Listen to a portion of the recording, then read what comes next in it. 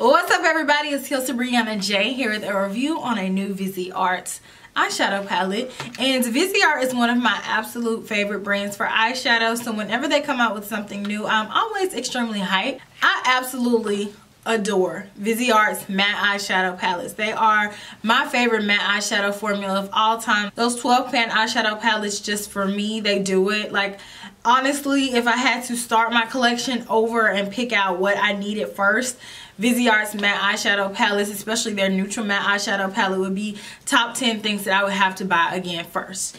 That's actually a good video. I actually want to do that video. And they've since expanded their line to include blushes and these little travel eyeshadow palettes. They're very small. I believe they're either 6 or 8 pan eyeshadow palettes. Like little bitty things. I reviewed those quite some time ago. I will have those linked down below. And they were a mix of shimmer and matte eyeshadows. Now, I wasn't the biggest fan of those. I felt like they were not the same quality as their 12 pan eyeshadow palette. And I was kind of like, oh, I really wanted them to be more than what they were. Because I love Viseart's 12 pan matte eyeshadows so much, I decided to pick this up because I'm like, well, what if it's different? I'm always the curious cat. You know what happens to the curious cat. But hey, this is a Sephora exclusive. This one is the Golden Hour eyeshadow palette. It retails for $49. So I don't think the price point is bad, especially if you're comparing it to other Viseart palettes, which their 12 pan eyeshadow palettes retail for $80, which I don't have a problem with paying because those eyeshadows are so high quality. This one is more affordable, especially if you're wanting to venture into trying the brand. Let me just tell you, I love the packaging of the actual box. Like, the box feels so soft. I can sit here and like just rub the box all day. It has a picture of the eyeshadow palette on there. I feel like they kind of tried to make this packaging a little bit more jazzy than their normal, because their normal box is brown and it says Viseart, straight to the point. We don't need all these pictures and stuff. But you know, one of their biggest complaints was that their packaging wasn't fancy enough. So they're listening to their customers and they're trying to step their game up. So this is what we got. On the back of the box, it says the names of the eyeshadows in the palette. This is the actual palette. It's very small. It is a square as opposed to their other eyeshadow palette. This one is super cute. I like the packaging. It has a nice little weight to it. It has like this really pretty like gold, brushed gold look here. And then on the back, it's rubberized. Also, people were complaining that they didn't have a mirror with their palette. Honestly, I like a mirror with my palette, but if it's gonna jack the price up of the palette, I will scratch the mirror off and I'll just take, you know, my bomb eyeshadows and then I'll go look in the mirror in my bathroom. Like, that's just me. And then here are the eyeshadows. There are 3 in a row and it's 9 eyeshadows. So this palette has 14 grams of products, or 0.48 ounces of products total. So there's 1.6 grams of eyeshadow per pan, or 0.054 ounces of product in each pan of eyeshadow. So it's not a whole lot of eyeshadows, but guys, unless you're going to be using this eyeshadow palette every day, you're not going to run through this for at least 2 or 3 years. And that's with like everyday usage. So on the inside, here are the colors. There's a plastic insert with the names of the colors there. I'm not a fan of that, honestly. I like my names to be printed on my palette. I don't like covers like this with the name. So on Sephora.com, it says that this is a 9-pan palette of highly pigmented eyeshadows. It says that Viseart's proprietary creamy long-lasting eyeshadow formula is featured in an essential 9-pan palette with a full-size vanity mirror, inspired by the unique twilight colors and hues of pears during the golden hour. Each easy-to-blend shade can be combined to create infinite looks. The palette features matte and shimmer finishes for creating depth and dimension. So the name of the eyeshadow palette was very interesting to me. It is named the Golden Hour palette. For those of you all who are unfamiliar with the Golden Hour, you know what it is, but you may not know the name for it. It's the first hour of sunlight in the day, or either the last hour of sunlight in the day, where you get this really warm and intense light and it just softens your face. And photographers like to take pictures in that light because it's a natural filter. Only thing that I felt like was missing from this palette, if they're calling it the Golden Hour, was a really intense gold eyeshadow. They have like really soft golds in here, and then they have the bronzy amber type color in here, and then of course the reddish color in here. But to me, I feel like they really missed an opportunity by not putting that really bright yellow golden color in there. I feel like none of these colors really reflect the sun during the golden hour, which is one of the key components to the actual golden hour. But the other colors are very reminiscent of it. I just felt like it was missing that color. So like the description stated, there's a mix of the shimmery eyeshadows as well as the matte eyeshadows. I was able to do an entire look using this eyeshadow palette. A lot of people are like, they don't need this palette because they have these colors over and over and over again, which is true. Honestly, I bought this palette off of good faith because I love Viseart, one of my favorite brands. But honestly, these eyeshadows have been in every single eyeshadow palette for the past 2 years, and I have some just sitting here now where I feel like it's just like super similar. The first palette that popped into my mind that I'm like, oh my gosh, that looks like so similar, is the Makeup Geek X Manny MUA palette, which is this one. And the only thing that this palette is missing is the super golden eyeshadow.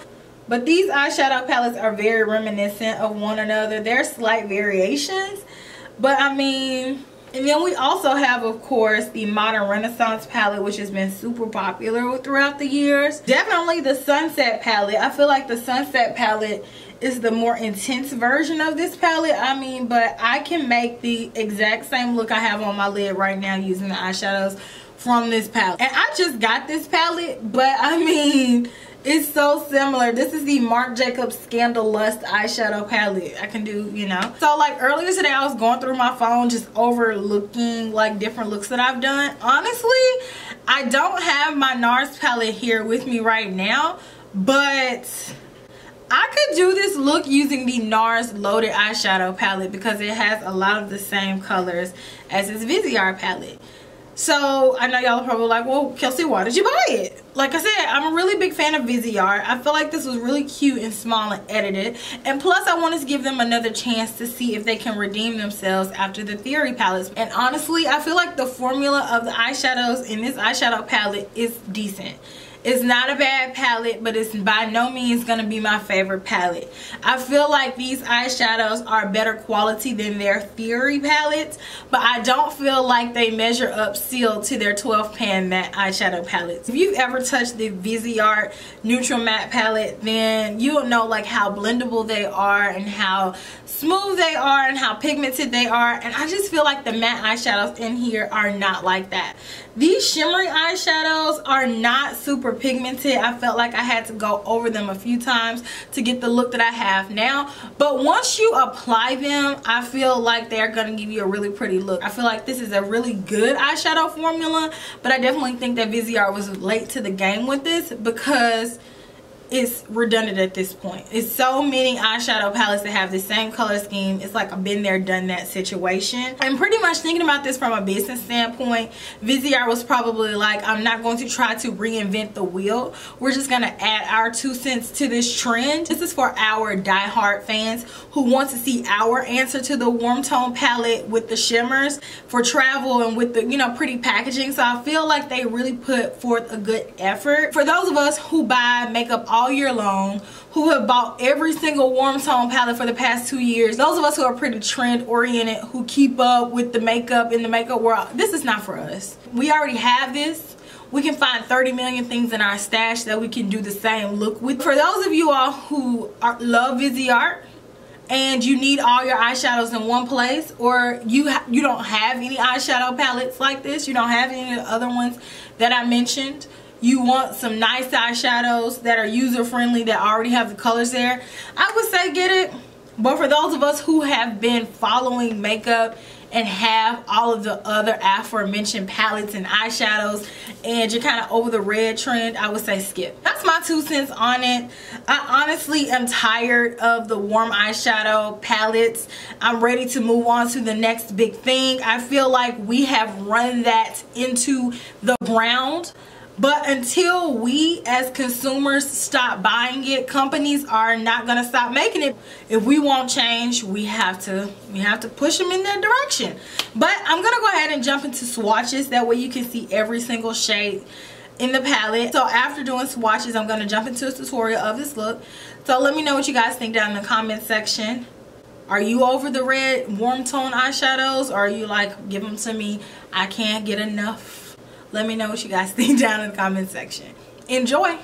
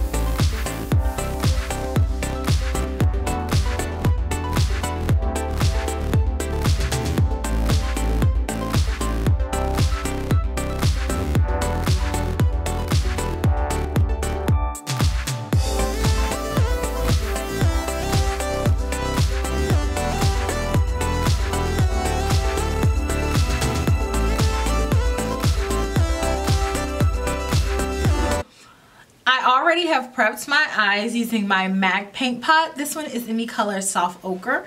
I'm going to take this flesh tone color with my Tom Ford number 11 brush. This one is the color Honoree. I am going to use this to set my paint pot, and this is going to allow my shadows to blend on top a little bit more smoothly. This is going on really nicely. So next I'm going to take a MAC 224 blending brush. These are really soft, so be careful with them. Make sure you tap off the excess.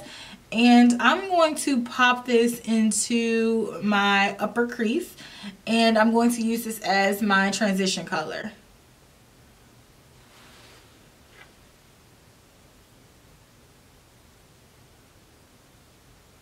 That blended out decently. I do want to go back over it though to add a little bit more color to it. I feel like it's not as pigmented as I kind of expected it to be. It's giving me a wash though. I'm going to take the color Carousel. I'm going to very carefully pat that on my outer corner because I don't want this color to go everywhere.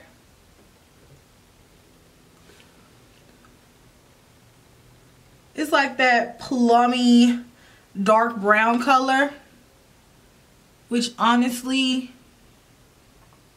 these colors always pull purple on me. Switching to a flat shader brush, this one is a MAC 242. I'm going to take the color Ravioli, and I'm going to pat that on my inner corner of my lid. So I'm going to go over this color again because I feel like it's not as opaque as I want it to be. It's definitely one of those colors you'll have to build. Next, I'm going to take the same brush in the color Sin, and I'm going to apply this color right next to Ravioli.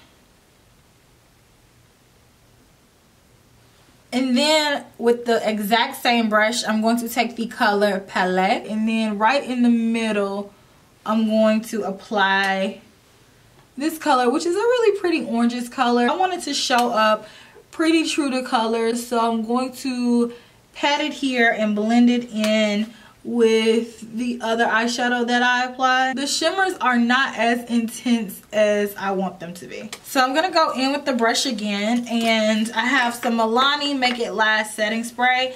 Take whatever spray you have, MAC Fix Plus, and I'm going to apply that eyeshadow dampened right on the lid just to intensify it a little bit more.